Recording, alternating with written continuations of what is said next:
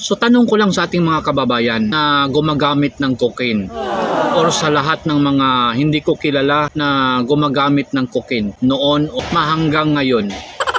Yan ba ang sign ng isang nagpupulburon? Yan ba ang sign ng isang gumagamit ng cocaine? Tanong ko lang sa ating mga authority, sa ating mga pulis, sa ating mga military na tumatanggap ng malalaking sweldo galing sa taong bayan, hindi po galing sa mga politisyan. Dahil kami ang nagpapalamon sa mga politisyan to serve our people with integrity and honesty to our country. Saan po tayo umasinso sa ganitong mga uring politiko?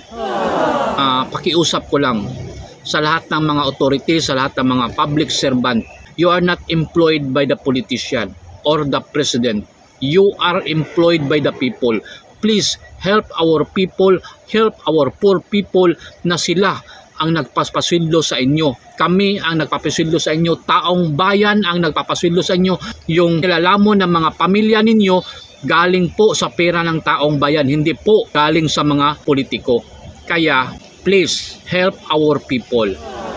Kung yan ang sign at very obvious na nagpupulburon na leader na ginawa nating president na binoto ng taong bayan para magserbisyo ng totoo at tapat sa ating mga kababayan at sa ating mga mahihirap na mga kababayan, ay dapat po tayong umaksyon. Dahil you are not employed by the politician, you are not employed by the president, you are employed by the people of the Philippines. Mahiya kayo sa taong bayan. Magserbisyo kayo ng tama.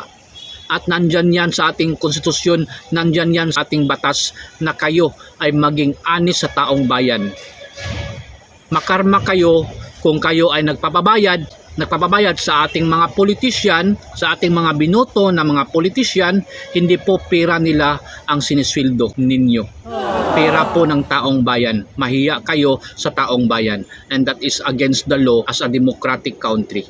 Dapat po umaksyon kayo dahil sobrang hirap na po, sobrang mahal na yung mga bilihin at walang ginawang aksyon ang ating leader. Kailangan po natin ng pagbabago. You must do something as a public servant, as a good public servant, as a good public service, as an official of the Philippines. Kasi po, taong bayan po nagsisweldo sa inyo, hindi po yung mga politisyan. Kami po ang nagsisweldo lahat ng mga politiko na binoto namin. Mahiya kayo sa taong bayan.